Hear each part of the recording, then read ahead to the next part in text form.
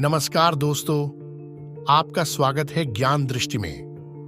दोस्तों, उत्तर प्रदेश के आगरा में राज्य बोर्ड की इंटरमीडिएट के गणित और जीव विज्ञान विषय का प्रश्न पत्र लीक होने के मामले में मुख्य आरोपी कंप्यूटर ऑपरेटर विनय चौधरी को गिरफ्तार कर लिया गया। पुलिस ने शनिवार को यह जानकारी दी। वहीं अतर सिंह इंटर कॉलेज की मान्यता समाप्त कर दी गई। हालांकि बोर्ड की शेष परीक्षाएं इसी केंद्र पर होंगी और नए केंद्र व अतिरिक्त केंद्र व्यवस्थापक परीक्षा केंद्र पर तैनात कर दिए गए हैं। उत्तर प्रदेश माध्यमिक शिक्षा परिषद के सचिव दिव्यकांत शुक्ल ने बताया कि आगरा जिले के परीक्षा केंद्र श्री अतर सिंह इंटर कॉलेज से बृहस्पतिवार को प्रश्न पत्र लीक होने की खबरें आई थीं। हालांकि इसका परीक्षा पर कोई असर नहीं पड़ा।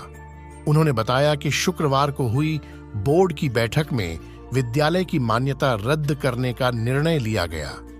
सचिव शुक्ल ने बताया कि बैठक में स्पष्ट किया गया कि अगर कोई विद्यालय प्रश्न पत्र की गोपनीयता भंग करने का प्रयास करता है तो उसकी मान्यता तत्काल समाप्त कर दी जाएगी। उन्होंने बताया कि इसके साथ ही प्रदेश के सभी विद्यालय निरीक्षकों को निर्देशित किया गया है कि परीक्षा केंद्र पर स्टैटिक मजिस्ट्रेट के अलावा कोई अन्य व्यक्ति मोबाइल फोन या किसी भी प्रकार के संचार उपकरण का प्रयोग नहीं करेगा। अधिकारी ने बताया कि प्रश्न पत्र लीक मामले में जिला विद्यालय निरीक्षक द्वितीय के नेतृत्व में 3 सदस्यीय समिति गठित कर दी गई है। अगर योगी सरकार गंभीर है तो ठोस कदम उठाए।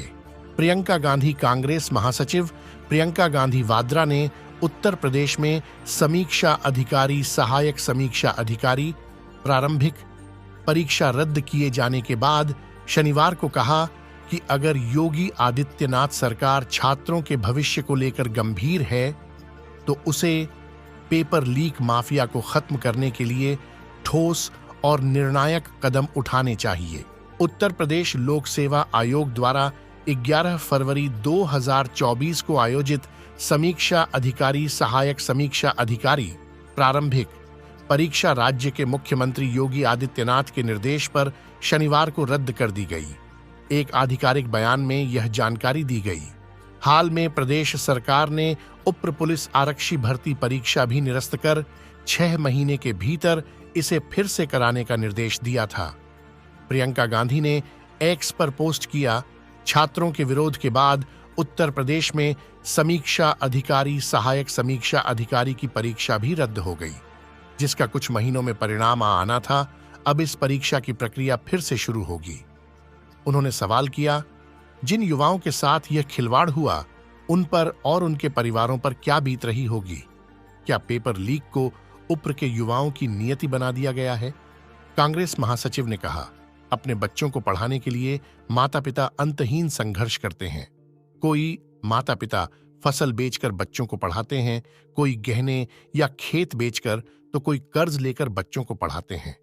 हर परिवार के संघर्ष की अपनी एक गाथा है।